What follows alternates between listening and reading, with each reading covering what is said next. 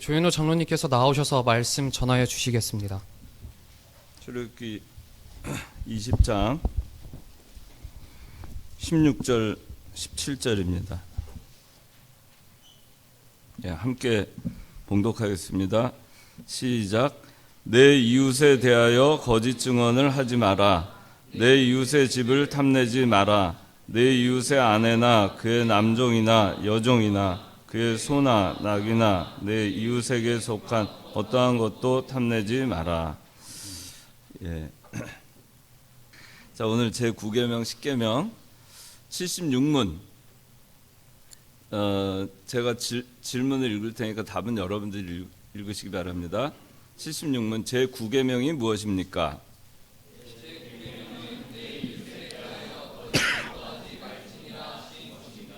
예, 77문 제9계명이 명하는 것이 무엇입니까?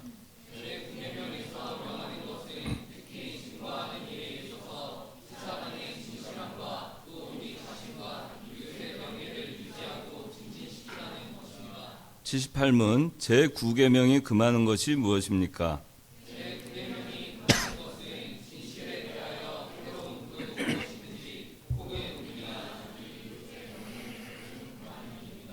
네, 이 9계명은 거짓말하지 마라, 다시 말해서 진실하라, 정직하라, 그 얘기를 하는 것입니다. 그래서 내 이웃에 대해서 거짓 증거하지 마라, 거짓해서 증거하지 마라, 그 얘기를 하고 있고요. 9계명이 적극적으로 명하는 것은 뭐냐면 증거하는 일에 있어서 피차간의 진실함과 또 우리 자신의 이웃의 명예를 유지하고 증진시키라는 것입니다. 진실하라, 피차간에 진실하라는 겁니다. 피차간에 거짓말하지 말고 진실하라. 또 우리 자신과 이웃의 명예를 유지하고 증진시키라 그랬어요. 이게 9계명에서 명하는 겁니다. 단순히 이 거짓말하지 마라 하는 이 말의 그 함의된 의미는 거짓말로 증거를 하고 거짓말을 함으로써 피차간의 진실함을 깨고 그 신뢰를 깨고 또 자기 자신과 이웃의 명예를 훼손하지 마라 그런 얘기입니다. 그 거짓말을 하게 되면은 진실함하고는 거리가 있고, 그리고 자기 자신도 진실하지 못함으로 인해서 그 거짓심이 탄로가 나게 되면 자기 자신의 명예도 손상이 되고, 또 진실하지 않은 거짓을 얘기를 하게 되면 다른 사람에 대해서 거짓을 얘기함으로써 다른 사람의 명예를 유지하고 증진시켜야 되겠는데, 그렇게 하지 못하고 오히려 훼손하게 되기 때문에 거짓말하지 마라 그러네요. 거짓말하지 말고 거짓 증거하지 마라, 그런 얘기입니다. 좀 적극적으로 생각하면 진실하라는 얘기입니다. 모든 언행에 있어서 진실하라는 얘기입니다. 말만 진실해서 되는 게 아니고 행동함에 있어서도 진실해야 되고, 또 행동만 진실해서 되는 게 아니고 생각도 진실해야 됩니다. 생각은 거짓되게 하고, 말은 청산유수처럼 번드르르하게 하고, 그리고 행동은 자기 생각에 자기 생각한 대로 나오고, 말과 불일치하고 그렇게 하는 것이 다 거짓된 것입니다. 근데 우리가 살아가면서 보면은 그 부모를 공경해라, 살인하지 마라, 간음하지 마라, 도적질하지 마라, 거짓 증거하지 마라, 이웃의 재물을 탐하지 마라. 여기서 보면은 제일 많이 다 물론 걸리지만은 제일 우리가 살아가면서 그 많이 걸리는 것이 9계명입니다. 거짓말하는, 거짓 증거하는.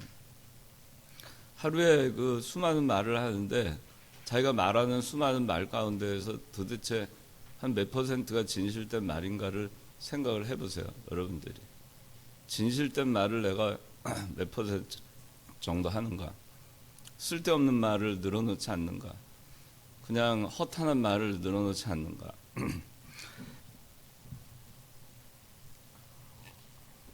그리고 78문 보니까 9계명이 금하는 거는 진실에 대해서 해로운 그 무엇이든지, 진실에 대해서 해로운 거는 그 어떤 거든지 하지 마라 그래요. 진실에 대해서 훼손될 수 있는 거는 어떤 거든지 하면 안 돼요. 혹은 우리나 우리 이웃의 명예훼손을 금하는 거라고 그랬습니다. 여러분들 그 세상 법으로도 보면은 명예훼손죄가 있어요. 명예훼손죄. 명예훼손죄는 굉장히 중하게 다룹니다. 그래서 타인의 명예를 훼손하는 거는 어떤 사실을 적시해서 하는 명예훼손죄가 있고, 허위 사실을 유포함으로써 하는 명예훼손죄가 있어요. 그 다음에 요새는 SNS가 많이 사용되기 때문에 사이버 범죄가 또 많이 있어요. 그래서 사이버 범죄에 대해서 이제 뭐 댓글 같은 거 이런 거 많이 올리잖아요. 그 댓글 같은 거 올리면서 거기에 이제 상대를 허위 사실을 거기다 댓글에다가 올리거나 또 상대를 모욕하거나 또 이 상대가 사실을 하더라도 공개하고 싶지 아니한 어떤 그런 것들을 올리거나. 그래서 요새는 사이버 범죄가, 사이버 명예훼손이 훨씬 파급력이 크기 때문에 그 범죄를 다루는 것이 훨씬 더 중하게 그렇게 요새는 법에서 다루고 있습니다. 세상적으로도 볼 때에도 이렇게 명예훼손이라고 하는 것은 상당히 중하게 다루고 있습니다. 그래서 보통 우리나라 보면은 공소시효가 살인죄나 아주 그 심각한 그런 중죄를 빼고는 공소시효가 10년을 넘질 않아요. 근데 이 명예훼손죄는 공소시효가 7년을 넘습니다. 그러니까 그 정도로 중하게 다루고 있어요. 공소시효가 뭐 1년짜리도 있고 3년짜리도 있고 5년짜리도 있고 7년도 있고 10년도 있고 그런데 그 공소시효가 길다는 거는 형량이 길다는 얘기입니다. 그만큼 중한 죄를 의미하는 거예요. 공소시효가 길다는 거. 살인죄 같은 경우는 25년이에요. 공소시효가. 근데 세상에서도 이렇게 그 중하게 다루는 그런 거에 대해서 하나님께서는 이거를 상당히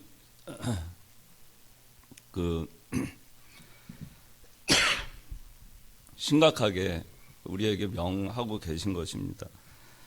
거짓말을 해서는 안 된다. 또 거짓말을 해서 진실함이 훼손돼서 안 된다. 거짓말을 해서 다른 사람의 명예가 훼손이 돼서 안 된다. 그 얘기를 하는 겁니다. 그러니까 우리가 살아가면서 내가 그냥 단순 거짓말을 하는 경우 있죠. 나를 위해서, 나의 유익을 위해서, 내가 피해보지 않으려고 그런 거짓말이 있습니다. 그런데 더 적극적으로 나아가서는 자기는 피해는 보지 않는데 남에게 피해를 주는 거짓말을 하는 경우가 있어요. 그거는 상당히 중한 것입니다. 하나님께서는 이 거짓말을 할 때 있어서 이웃에 대해서 거짓 증거하지 마라. 자기 자신을 위해서, 자기 자신의 이익을 위해서 거짓말하는 거, 그것뿐만이 아니고 이웃에 대해서 거짓 증거하지 마라. 그렇게 얘기하고 계십니다. 구약 시대에는 오늘날처럼 그 과학 수사 같은 것들이 발달되어 있지 않은 시대예요. 그러니까 뭐에 의해서 그 범죄를 했느냐 안 했느냐 이거를 확정을 하냐면은 증인을 가지고 합니다. 증인을 세웁니다. 증인을 세워가지고 증인 두세 사람이 증인이 있으면은 범죄가 확정이 됩니다. 구약시대는 그랬어요. 그러니까 두세 사람이 거짓 증인이 있어도 그 사람은 사형 집행을 당할 수도 있었어요. 그래서 구약은 거짓 증거를 하는 것 자체가 굉장히 위험한 일입니다. 그거는 다른 사람의 생명과 관련된 게 될 수도 있기 때문에, 그래서 하나님께서는 이 십계명으로 특별히 이웃에 대해서 거짓 증거하지 마라, 그렇게 엄격하게 말씀을 하고 있습니다. 자, 1번 제9계명의 원리. 자, 여기 보면 진실하라 그랬어요. 옳다 아니라 할 것이라 그랬습니다. 양치기 소년의 예가 있고, 갈라디아서 1장 10절에는 사람을 기쁘게 하랴 하나님을 기쁘게 하랴, 그런 말씀이 있습니다. 9계명의 원리는 첫째는 진실하라는 겁니다. 두 번째는 성결한 언어를 써라. 세 번째는 사랑으로 하지 않는 것이 다 거짓된 거다. 왜냐하면 사랑엔 거짓이 없나니라고 로마서 12장 9절에 말씀하고 있기 때문입니다. 진실해야 됩니다. 예수 믿는 사람은 진실해야 돼요. 옳으면 옳다, 아니면 아니다, 그렇게 얘기해야 됩니다. 이건지 저건지 그렇게 얘기하는 사람이 있어요. 알면서도, 옳은 걸 알면서도 자기가 분리할까 봐 잘 모르겠다, 그런 사람이 있고, 또 옳은 거 알면서도 자기한테 불리한 게 있으면 아니라고 얘기하는 사람도 있어요. 그건 진실하지 못한 겁니다. 사회생활 할 때도 그런 사람들 많이 있어요. 회사에서도 보고 같은 걸 할 때 사실대로 보고하지 않는 사람들 있습니다. 여러분들 사실대로 다 보고해요? 보고서 쓸 때 자기가 잘못한 거를 사실대로 적시해서 보고서를 쓴 사람은 별로 없어요. 어떻게 하든지 숨기려고 합니다. 그러고선 보고서를 냅니다. 자기가 잘못한 거를 덮기 위해서 보고서를 작성해서 잘못된 보고서를 내기도 해요. 일을 다 끝내놓지 않고도 끝낸 것처럼 보고하는 사람도 있습니다. 또 하지도 않았으면서 그동안의 일을 추진한 것처럼 보고하는 사람도 있어요. 그런 사람들이 있어요. 제가 옛날에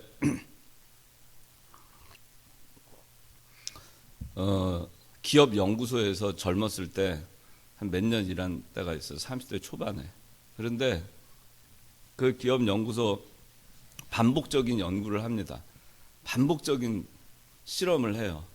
그 반복적인 실험을 하는 이유는 뭐냐면은 계속해서 동일한 실험을 반복해가지고 통계치를 구하려는 거예요. 그게 반복성이 있느냐, 그죠? 리피트가 되는가, 반복적으로 동일한 결과를 만들어내느냐, 그래야 그것이 연구 결과로서의 효과가 있죠. 어떤 땐 되고 어떤 땐 안 되고 그러면은 안 되죠, 그죠? 선아, 그러면 안 되지. 그러면은 그건 일반화할 수가 없는 거죠. 그러니까 어떤 실험을 해가지고 어떤 결과가 딱 나오는 데 있어서 그것이 반복적으로 나오는가를 수많은 실험을 거쳐서 합니다. 또 다양한 조건 변경을 통해서 합니다. 그러면 그게 참 일이 많아요. 온도를 바꿔서 실험해 봐야 되고, 압력을 바꿔서 실험해 봐야 되고, 또 농도를 바꿔서도 실험해 봐야 되고, 실험을 많이 합니다. 근데 그 연구소에서 이제 연구원들한테 일을 시켜서 보고를 받아요. 그 보고를 받으면 어떻게 보고를 하는 사람이 있냐 하면은 하루에 5번 반복 실험을 해야 되는데 딱 한 번 해요. 딱 한 번 하고 그 다음에 어떻게 하면 되는지 알아요? 이번에는 0.19 나왔다. 그 다음에 0.18 나왔다. 0.20 나왔다. 0.21 나왔다. 0.17로 나왔다. 이렇게 보고를 합니다. 딱 한 번 실험해요. 한 0.18 나온 거, 평균 0.18. 그럼 그거 믿을 수 있어요, 없어요? 예? 믿을 수 없어요. 그렇게 해서 만들어지는 보고서가 굉장히 많았어요. 엉터리 보고서죠, 엉터리 보고서. 그걸 가지고 기업에서는 그 다음에 또 돈을 들여가지고 스케일업을 하고 커머셜라이즈를 합니다. 근데 그렇게 됐을 때 얼마나 문제가 되겠어요. 실제로 그런 일이 있었어요. 제가 직장을 할 때. 여러분들 현대중공업이라고 알죠? 현대중공업. 현대중공업이 당시에 현대석유화학이란 그 석유화학 플랜트에다가 스팀을 공급하는 프로젝트를 했어요. 발전소를 져가지고. 제가 있을 때였습니다. 근데 거기에 공장을 한 5조, 당시에 90년대 초반에 한 5조를 들여서 공장을 져요. 석유화학 플랜트를. 각 플랜트별로 석유화학 플랜트 5조를 들이는데 어떤 데는 한 1,000억 들이는 데가 있고 어떤 데는 한 5,000억 들이는 데 있고 어떤 데는 한 3,000억 들이는 데 있고 수많은 공장들을 하나의 컴플렉스로 져가지고 그렇게 해서 이제 생산을 하는 겁니다. 석유화학 제품을. 그런데 거기에 꼭 필요한 게 프로세스에 필요한 게 스팀이었어요. 열. 그래서 이 스팀, 핫 스팀을 공급을 해야 되는데 공급을 현대중공업에서 하기로 했습니다. 하기로 하고 이제 각 플랜트별로 스팀이 얼마 필요하냐 그걸 써서 내게 했어요. 그때 어떤 일이 생겼느냐, 이거 실제 있었던 일이에요. 어떤 일이 생겼냐, 각 플랜트별로 프로젝트 매니저들이 우리는 한 20톤이 필요해. 그런데 혹시 모르니까 한 25톤으로 써서 내. 또 B 공장에서는 또 똑같은 짓을 했어요. 한 15톤 필요해. 근데 한 20톤 혹시 모르니까 한 20톤 여유 있게 잡자. 그렇게 해가지고 다 그렇게 해가지고 냈어요. 그걸 취합을 했습니다. 현대 중공업에 보내기 전에 현대 석유화학에서 그걸 취합을 했어요. 한 350톤 정도가 필요했습니다. 그렇게 해서 취합한 숫자가. 그런데 혹시 또 모르니까 해가지고 20%를 늘려가지고 430톤으로 해서 설계를 해요. 그렇게 해가지고 공장을 졌어요. 근데 실제로는 200톤도 쓰지 않았어요. 그래서 현대중공업이 그때 2천억을 들여가지고 그 공장을 졌어요. 발전소하고 스팀을 같이 생산하는 공장을 94년도에 2천억을 들여가지고 졌습니다. 졌는데 원래 400톤 이상을 팔아야지 회사가 투자에 대한 회수를 할 수 있는데 200톤도 못 파니까 회수가 되겠어요? 안 되겠죠? 그래서 현대중공업 그 화력발전소는 망했습니다. 망해가지고 2천억 들인 것을 98년도에 1,000억에 팔았어요. 1,000억에 팔았는데 그 다음에 지금 어떻게 됐냐면은 공장 가동을 못하고 있습니다. 그 왜 그렇게 됐느냐? 거짓말했기 때문입니다. 정확하지 않았기 때문에. 자기 자리에서 옳고 그름을 정확하게 판단해서 하지 않았기 때문에 그랬어요.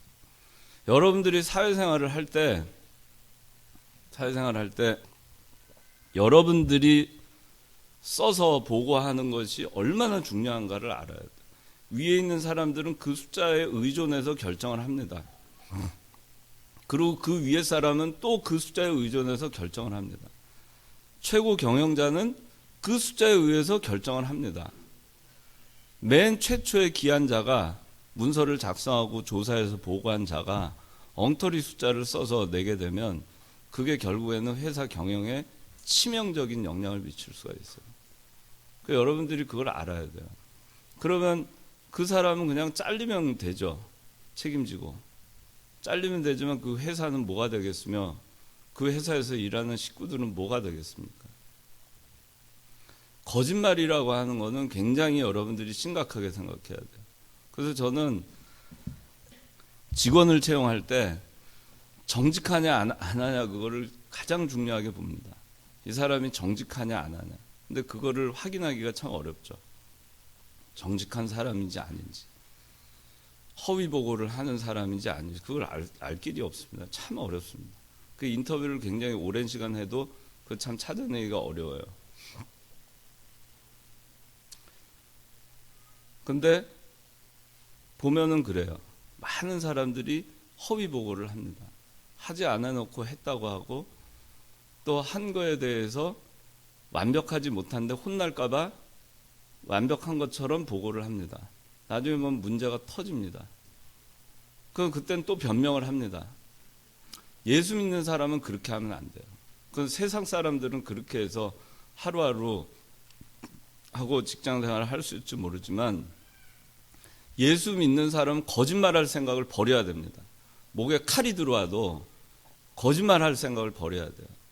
목에 칼이 들어와도 직장에서 잘려도 그게 정당한 것입니다. 내가 잘못했으면 내가 잘못했어요. 그러면 그걸 덮으려고 하지 말고 잘못했다라고 하고 사표를 내고 나오는 것이 정당한 것입니다. 그게 거짓말하는 것보다 훨씬 나아요. 거짓말하고 회사에 들러붙어 있어봐야 무슨 소용이 있겠어요. 그런 사람이. 그건 아주 비겁한 겁니다. 그래서 여러분들이 이 우리 9계명 그 진실하라 그러는데 우리가 사회생활하면서 참 진실하지 못하게 행동하는 경우 정말 많아요. 윗사람한테 좀 혼날까봐 깨질까봐 보고를 어떻게 하지? 어떻게 들어가지? 눈치 보고. 또 신앙생활하면서도 마찬가지예요. 진실하지 못한 경우가 많아요. 신앙생활을 사실은 엉터리로 하면서 굉장히 거룩한 신앙인인 것처럼 우리가 백날 코스프레 해봐야 그게 무슨 소용이 있어요. 예수 믿는 사람은 코스프레가 아무 소용없어요. 그냥 있는 그대로여야 합니다. 있는 그대로가 진실해야 합니다. 있는 그대로가 거짓이 없어야 돼요. 여러분들이 그렇게 살면 하나님께서 그런 사람 반드시 들어서 씁니다. 제가 여러분들한테 얘기를 많이 하지만 여기 지금 뭐 9계명, 10계명 많이 있는데 이게 사회생활 하는데 여러분들 중요하기 때문에 제가 이 얘기를 하는 거예요. 제가 살아보니까 사회생활을 해고 지금 한 30년 했습니다. 세상에는 정말 똑똑한 사람들 많아요. 머리 좋은 사람들 많아요. 정말 머리 좋고 스마트한 사람들 많습니다. 근데 그런 사람들이 사회에서 인정받고 앞서 나가는 것 같죠. 여러분들 나이 때에는 그런 사람이 앞서갑니다. 여러분들 나이 때 아마 30대 한 중반까지 후반까지도 그런 사람들이 사회에서 리더 역할을 해요. 근데 40대가 넘어서면 달라집니다. 왜냐하면 그런 사람들은 너무 많아요. 똑똑한 사람은 너무 많아요. 머리 좋은 사람 너무 많습니다. 요새 스펙 좋은 사람 너무 많아요. 40이 넘어가면요, 그런 거 가지고 일을 시키지 않아요. 왜냐하면 다 똑똑하니까. 웬만큼은 다 커리어가 다 있어요. 웬만큼은 다 할 줄 알아요.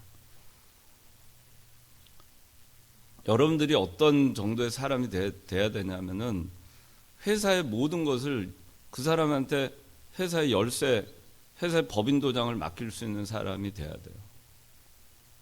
누구한테 맡길까?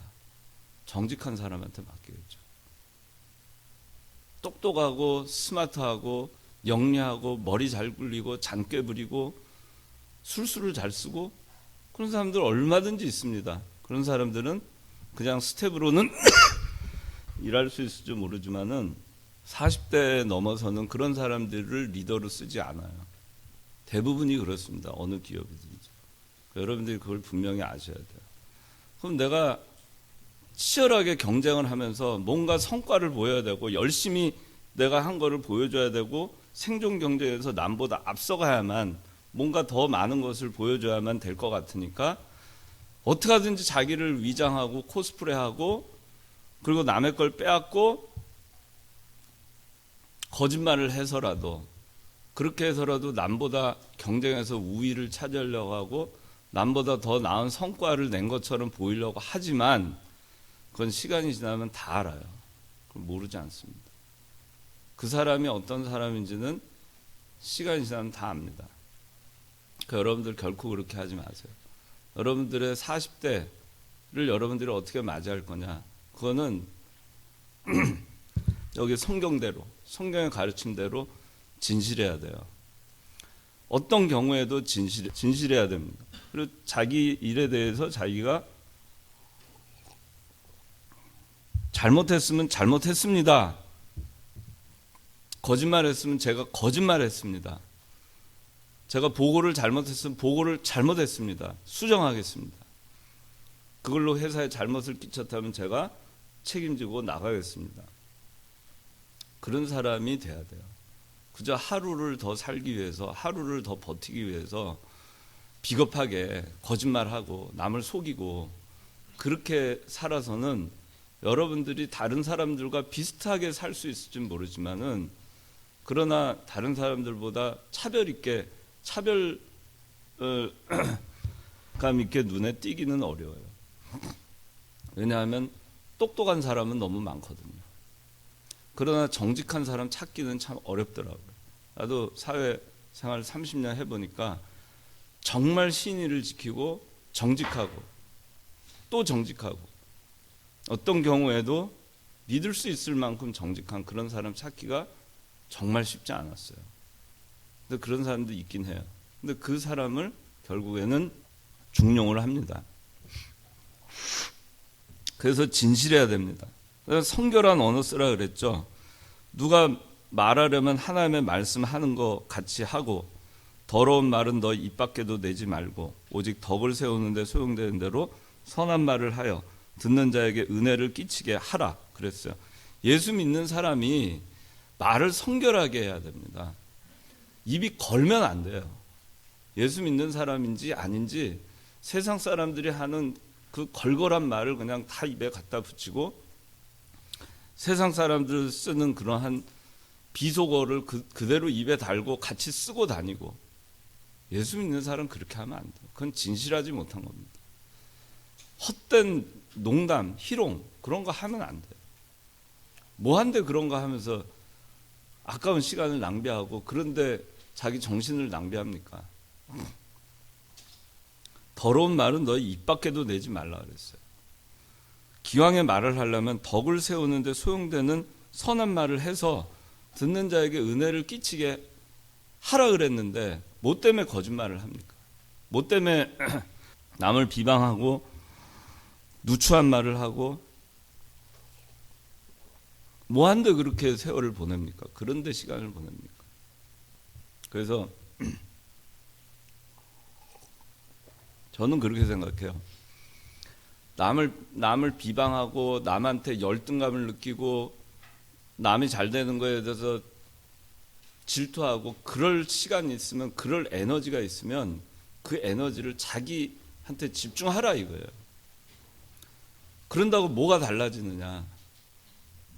남에 대해서 뭐라고 얘기한다고 해서 자기 삶이 뭐가 달라집니까? 남을 비방하고 남이 끌어내려주고 남이 잘못했을 때 내 삶이 그러면 나아집니까? 여러분들 삶이 나아져요? 남이 잘못되면은 내 삶이 나아져요, 상대적으로? 그런 거 아니에요. 그런데 참 어리석게도 그렇게들 하고 삽니다. 그럴 시간이 있으면 자기 삶에 집중하세요. 자기 삶에 집중해야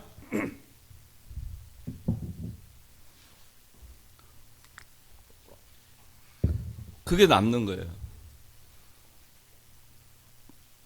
보세요. 여러분들 다른 사람 비난하고 질투하고 시기하고 멸시하고 막 다른 사람에 대해서 험담하고, 좋아요. 하려면 하세요. 그렇게 해서 여러분들의 삶이 나아집니까? 나아지면 그렇게 하세요. 여러분들 인생이 더 나아져요? 더 고급스러워져요? 그러면 그렇게 하세요. 그런데 하나님은 그러지 말라고 합니다. 이웃에 대해서 거짓 증거하지 말고 성결한 언어를 써라. SNS 오늘날 보면 천박하고 격조 없는 언어, 감정적 배설이 판을 치고 있습니다. 여러분들 댓글들 여러분들 다는지 모르겠어요. 여러분들도. 저는 댓글이란 걸 달아본 적이 없는 사람이고, 뭐 댓글 부대, 뭐 알바 부대 뭐 해가지고 댓글 하는 그런 것도 있다고도 하긴 하는데, 참 얼마나 할 일이 없으면 댓글이나 달고 있으면서 세월을 보내겠어요. 그 어두컴컴한 거기서. 저는 그렇게 생각해요. 왜 그런데 시간을 낭비하느냐. 기왕이면 남을 격려해주고 좀 사회가 좀 더 건강하게 좋은 쪽으로 말을 못해주고 그저 뭐 있으면은 그 생각도 안 하고 감정적 배설, SNS 댓글 실린 거 보면 감정적 배설이 판을 쳐요. 보세요. 그저 감정적 배설, 내뱉듯이 그냥 뱉는 말들, 그런 말들이 판을 치죠. 얼마나 천박합니까? 얼마나 격조 없는 언어들이 돌아다닙니다. 그래서 옛날에는 이 스마트폰이나 이런 그 IT가 개발하기 전에는 인쇄를 통해서 지면을 통한 책이나 신문으로 해서 그 정보가 전달이 되던 시대는 그래도 격조가 있었어요. 왜냐하면 활자가 되기 전까지 생각을 하고 손을 거쳐서 나가야 했기 때문에. 그런데 오늘날은 그렇지 않아요. 오늘날에 떠돌아다니는 수많은 언어들은 우리의 삶에 있어서 별로 유용하지 않습니다. 도움이 되지 않아요. 그리스도인들의 삶에 맞지도 않습니다. 그럴 시간이 있으면 자기 자신에게 집중해야 됩니다. 여기 9계명의 요구 보면 이웃에 대해서 거짓 증거하지 마라 그랬습니다. 이거는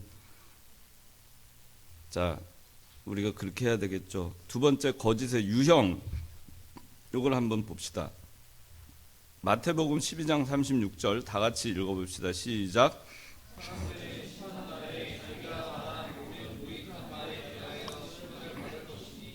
네, 네 여기까지.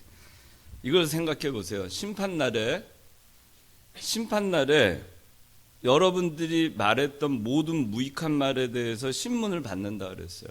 하나님께서 신문하신다 그랬어요. 너 왜 그때 그런 무익한 말을 했느냐. 그러니까 우리가 오늘날 무슨 말을 하는가에 대해서 신중해야 됩니다. 무심코 던진 말, 무책임한 말, 진상을 모르고 한 말, 다 신문을 받게 될 것입니다. 잠언 20장 19절에는 험담하며 다니는 자는 비밀을 누설하니 입을 떠벌리는 자는 사귀지 마라. 쓸데없이 입 떠벌리고 다니는 자는 사귀지 마라고 말씀하고 있습니다. 잠언 12장 18절에는 칼로 찌르듯이 말하는 자도 있으나 현명한 자의 혀는 병을 고친다 그랬어요. 얼마나 다른 사람 가슴에 상처를 주는가 하는 거죠. 칼로 찌르듯이 말하는 거. 얼마나 다른 사람 마음에 깊은 상처를 줍니까? 이건 뭐 칼로 진짜로 이렇게 푹 찌르면 이게 표시라도 나죠. 이렇게 피가 나고 뭐 거기 수술해야 되고 꿰맨 자국도 보이고 상처도 보이는데 마음에 이 사람의 인격이나 그 가슴에 칼로 찌르듯이 말을 해서 나는 상처는 참 보이지는 않지만 그게 남습니다. 그러니까 여러분들이 다른 사람들에 대해서 말을 할 때 참 기왕이면은 좋은 말 해줘야 돼요. 좋은 말. 그저 그냥 상처 주는 말 하지 말고. 그리고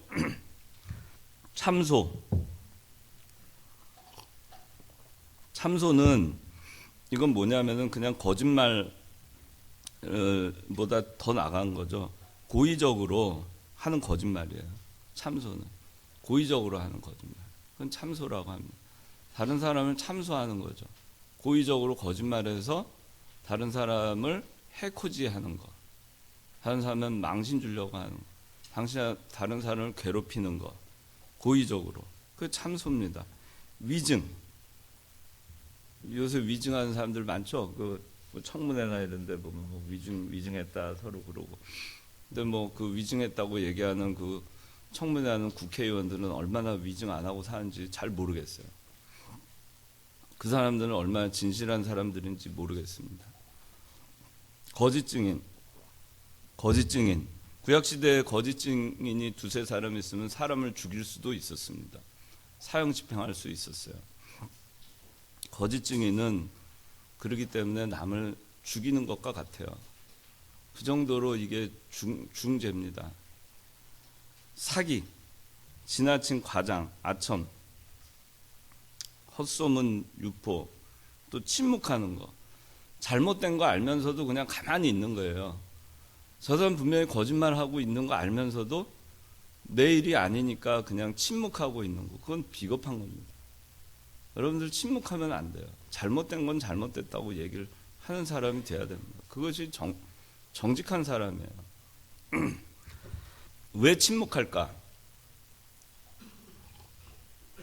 철이 왜 침묵하는 것 같아, 사람들이? 왜? 그렇죠? 그러니까 괜히 내가 참견해서 괜히 내가 안 좋은 사람 되기 싫은 거죠. 옳은 사람, 그른 사람이 있어요. 그걸 알아요. 그런데 옳은 사람한테도 자기는 좋은 사람으로 남고 싶고 틀린 사람한테도 자기는 좋은 사람으로 남고 싶은 거예요. 이 사람이든 저 사람이든 자기는 좋은 사람이 되고 싶어요. 그건 아주 비겁한 겁니다. 여러분들 그렇게 살면 안 돼요. 사회생활 할 때도 그렇게 살면 안 돼요.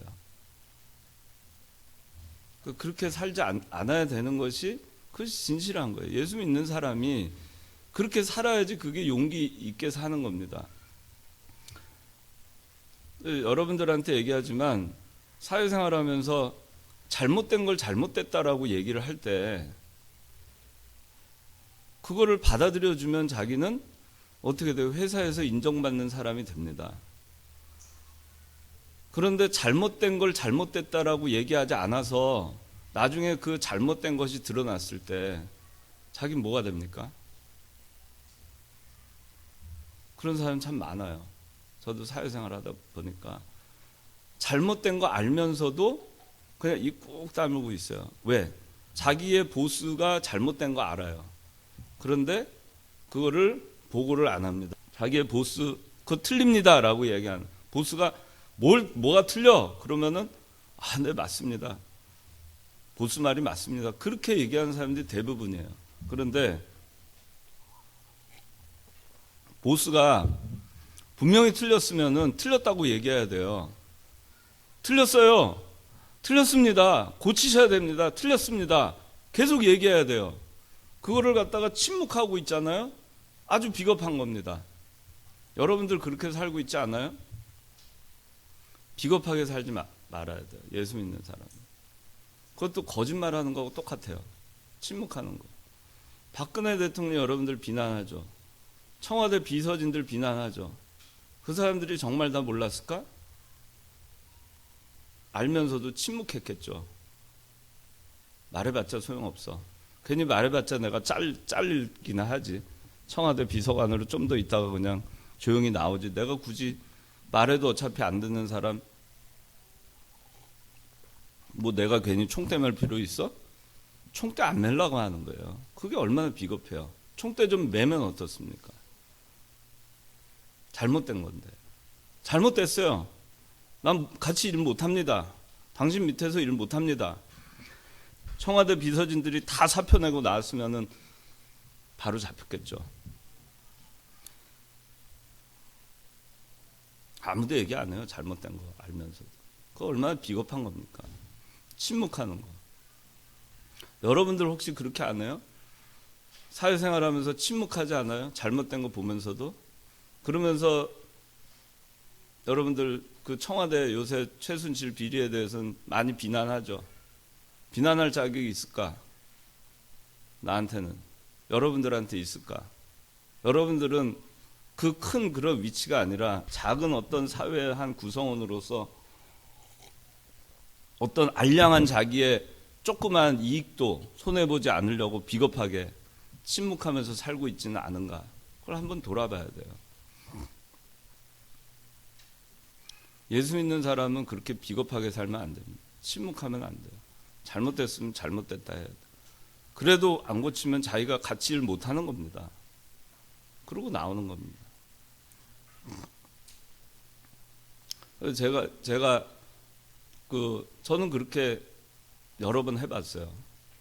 그래서 윗사람한테 찍히기도 하고 왕따도 당해보고 그렇게 했습니다. 근데 그렇다고 굶지 않았어요. 지금 제가 굶고 살아요? 여러분들 볼 때? 제가 평탄하게 살았을 것 같아요?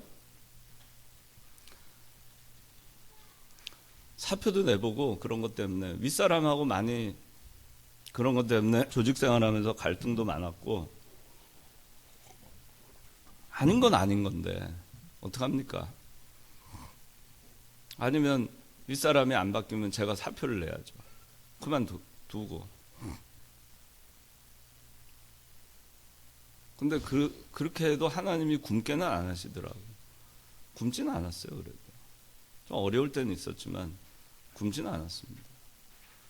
여러분들이 그런 거에 대한 두려움을 버려야 됩니다. 왜 거짓말을 하는가? 왜 내가 비겁한가? 왜 침묵하는가? 그거는 두려움 때문이에요. 여러분들이 정의롭게, 정직하고 정의롭고 진실하고 그걸 여러분들이 정말 원하면 여러분들이 그렇게 살아야 됩니다. 남이 그렇게 정의롭지 못하고 진실하지 못하고 불공정하고 그걸 여러분들이 보면 여러분들은 그렇게 살면 안 돼요. 다른 사람 그렇게 하는 거에 대해서 얘기하면서 자기는 똑같이 그렇게 하고 살아요. 그게 비겁한 겁니다. 두려움을 버려야 됩니다. 죽지 않아요. 굶지도 않습니다. 요새 굶는 사람이 어디 있어요? 어디 가서 뭘 해도 땅을 파서 일을 한들 굶겠습니까? 굶어 죽겠어요? 굶어 죽지 않아요.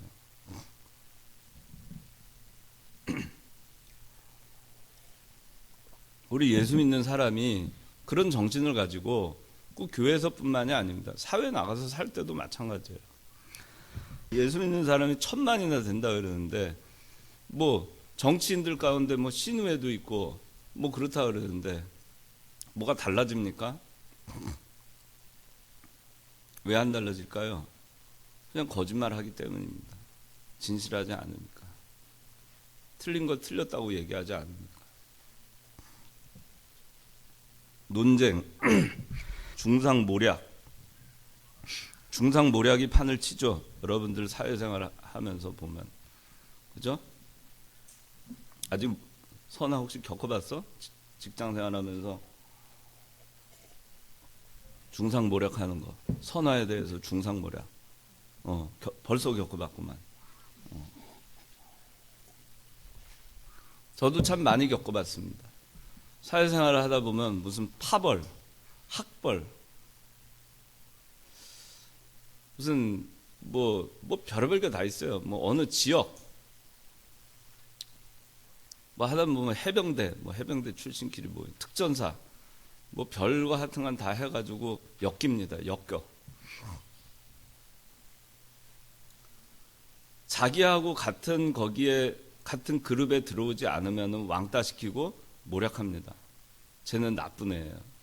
쟤는 틀린 애고 쟤는 이상한 애예요. 그걸 여러분들이 견딜 수 있어야 돼요. 그리고 여러분들은 그렇게 하면 안 돼요.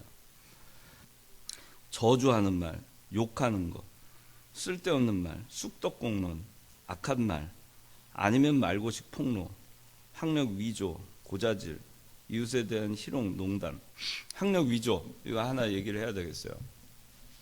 여러분들이 알아야 되는 거, 예전에 신정아라고 알죠?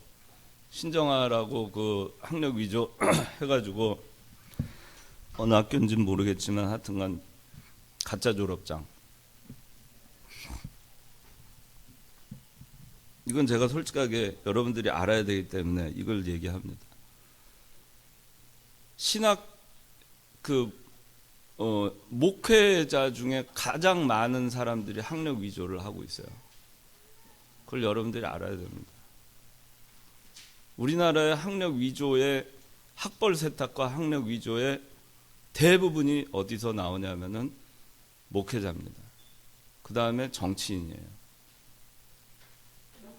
여러분들이 알아야 돼요. 우리 교단도 그래요. 우리 교단도 한 200명의 목사님이 있는데 한 30명의 목사님들이 벌써 학벌 세탁을 하고 있거나 학벌 세탁을 했어요. 저는 그거 잘못됐다고 생각해요. 거짓이라고 생각해요. 정규 과정을 해서 남들은 5년 해서 박사학위를 받는데 한 6개월, 1년 단기 코스로 해서 논문도 제대로 쓰지도 않고 저기 브라질 가서 박사학위 받아요. 미국 가서 박사학위 가요. 박사학위 논문은 미국 박사인데 논문은 한글로 씁니다. 브라질 박사인데 논문은 한글로 씁니다. 박사가 뭐예요? PhD죠. 그죠? PhD. PhD가 그거는 뭐의 학자인지 알아? 닥터 오브 필로소피예요. 박사학위 받았는데 필로소피 영어로 써버리니까 쓰지도 못해요. 왜 박사학위가 필요하냐 하니까 선교하기 위해서 필요한다고 합니다. 목사라는 타이틀로 언제부터 선교가 안 됐습니까? 대한민국에 옛날에 미국에서 선교사 언더우드나 아펜젤러나 올 때 그들이 박사였습니까? 그들은 목사로 왔어요. 목사로 와서 복음을 전하다가 순교원 죽어갔어요. 토마스가 박사였습니까? 예수 믿는 사람은 정도를 가야 됩니다. 거짓된 길을 가서는 안 됩니다. 그러면서도 그것이 복음을 위해서 필요하다 하는 것은 위선입니다. 그건 거짓입니다. 여전히 거짓이에요. 왜 거짓을 하는가? 거짓의 원인? 악의, 두려움, 부주의, 허영, 질투, 시기, 자신의 이득, 교만, 외식, 열등감, 자존감의 결여, 이런 것들입니다.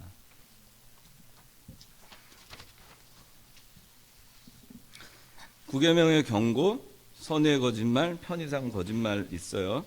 또 구계명의 적용 여러분들 그거 하면서 하면 되고, 여기서 한 가지만 얘기하자면 히브리 산파와 기생 라합이 거짓말을 했느냐 아니냐, 이것이 선의의 거짓말이냐 하얀 거짓말이냐. 선의의 거짓말도 하면 안 돼요. 그런데 칭찬하는 거는 다릅니다. 내가 근원이 아주 인물이 좋아. 그러면은 거기에 대해서 동의하는 사람도 있고 아닌 사람도 있죠. 저는 근원 인물 좋다고 생각해요. 예. 그 거짓말이 아니에요. 칭찬해 주는 거죠. 그런데 괜히 아부하려고 그냥 이렇게 그냥 그 윗사람한테 그냥 잘 보이려고 그냥 막 하는 말이 있잖아요. 그건 거짓말이에요. 누구한테 잘 보이려고, 자기가 잘 보이려고, 자기가 좋은 사람 되려고 그렇게 해가지고 없는 말 지어가지고 막 하는 거, 그건 거짓말이에요. 그 칭찬하고 다른 겁니다. 칭찬은 제가 그 깐나이들 보면은 여러분들은 어떨지 모르지만 저는 깐나이들 보면 아무리 못생겨 보여도 외관이 못생겼어도 저는 너무 이뻐요. 그래서 저는 이쁘다고 얘기해요. 아이고 이쁘다 이쁘다. 진짜로 이뻐요. 진짜로 이쁘니까 이쁘다고 하는 거죠. 근데 장로님은 쟤는 좀 안 이쁜데 왜 이쁘다고 하시지? 거짓말 하시는 거 아니야? 그러면 안 돼요. 그건 저는 정말 이쁜 거니까. 이쁘다고 보는 그 관점이 다른 거죠. 외모만 보고 이쁘다 하냐? 외모가 아무리 이뻐도요, 사람이 외모 아무리 이쁘면 뭐합니까? 속이 안 이쁘잖아요. 그 사람 얼굴에 싹 나와가지고 정말 안 이뻐요. 그 사람 보면. 여러분들도 그럴 거예요 아마. 하여튼 항상 이뻐 미워 보일 때도 있어요. 똑같은 사람인데도. 그게 왜 그럴까? 그거예요. 그러니까 여러분들이 누구를 격려해주고 칭찬해주는 건 그 거짓말이 아니에요. 그걸 거짓말로 생각하고, 야, 너 얼굴이 왜 그렇게 못생겼어? 그렇게 얘기하는 게 정직한 게 아니에요. 굳이 그런 얘기를 왜 해요? 좋은 면을 해서 얘기를 해주면 되지. 좋은 면을 얘기해주면 되잖아요. 그렇죠? 그 다음에 히브리 산파 기생 라합 있는데 이거는 사실 좀 저도 설명하기 어려워요. 근데 히브리 산파는 실제로 거짓말한 거가 아니라고 강해서에 나와 있고, 기생 라합은 거짓말은 한 겁니다. 기생 라합. 그 이스라엘 정탐꾼을 숨겨주면서 여리고 군사들이 왔을 때 저 나갔다고 얘기하잖아요. 거짓말이죠, 분명히. 근데 제가 이거를 참 저도 참 고민이 돼요. 근데 거짓말을 하는 게 내가 살기 위해서 거짓말을 했을까? 기생 라합은 자기가 살려고 인간적으로 생각하면은 괜히 거짓말했다가 발각되면 자기 죽어요. 그렇죠? 하나님을 두려워해서 거짓말을 한 거예요. 하나님을 위해서. 그렇죠? 거짓말한 건 물론 우리가 잘했다 할 수 없어요. 왜 거짓말을 했을까? 우리가 보통 거짓말하는 이유가 뭐야? 하나님 때문에 거짓말하는가?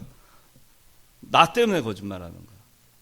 거의 대부분 99.999%는 나 때문에 거짓말하는 거야. 하나님을 위해서 거짓말하지 않아요. 너 예수님 믿어 안 믿어? 믿는다 하면 너 총사 죽일 거야. 그러면은 그럼 하나님을 위해서라면은 예수님 믿는다고 해야겠죠. 근데 자기를 위해서라면 아예 안 믿어요. 이렇게 하겠죠. 그거 거짓말 하겠죠. 근데 기생 라합은 거짓말을 안 한 거예요.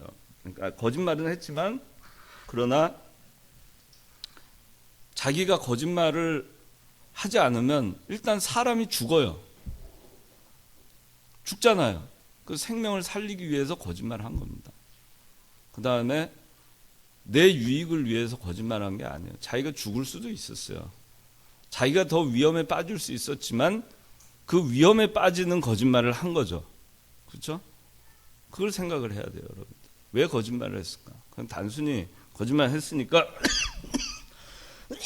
뭐 그런 거짓말은 된다. 뭐 그게 그렇게 여러분들이 보시면 안 됩니다. 이제 시간이 많이 가서 십계명은 이웃의 재산 탐내지 말라는 건데 이거는 그 간단히 얘기해서 자족하라는 겁니다. 만족하라.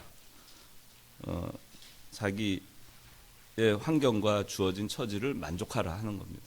오늘 그 주로 구계명에 대해서 제가 많이 했습니다. 여러분들이 지금 젊어요. 근데 좀 용기 있게 살길 바랍니다. 지금 여러분들이 어떻게 살아가느냐. 근데 40대가 되면 정말 그렇습니다. 진실한 사람을 그런 사람이 희귀하기 때문에 결국엔 그런 사람들이 대부분의 경우에 보면은 같이 이거 김밥 잘 말고 이렇게 하면서 아부 잘하고 뭐 머리 잘 굴려가지고 스마트하게 뭐 하면서 잔꾀 부리고 뭐 남 치고 올라가고 이런 정치하고 뭐 이런 사람들이 30대 때는 잘 되는 것 같아요. 근데 제가 보니까 40대 되면은 대부분 그런 사람들은 몰락해요. 진실한 사람들이 크징에 몇 안 되기 때문에 그 사람들한테 열쇠를 맡깁니다. 그 사람들한테 도장을 맡깁니다. 그런 사람들이 되십시오. 기도하겠습니다. 하나님 아버지, 오늘 9계명, 10계명 했습니다. 우리 청년들 진실한 삶을 살게 해주시옵소서. 진실하게 살아서 세상에서도 빛으로서의 역할을 잘 감당하고 사람들에게 진실한 사람으로 눈에 띄고 저 사람은 목에 칼이 들어와도 저 사람은 진실하다. 저 사람은 믿을 수 있다. 저 사람은 무슨 말을 해도 저 사람이 하는 말은 믿을 수 있다. 그런 사람들이 다 되게 하여 주시고 또 하나님 아버지 앞에도 인정받는 우리 청년들 다 되게 하여 주시옵소서. 예수님 이름으로 기도하옵나이다. 아멘.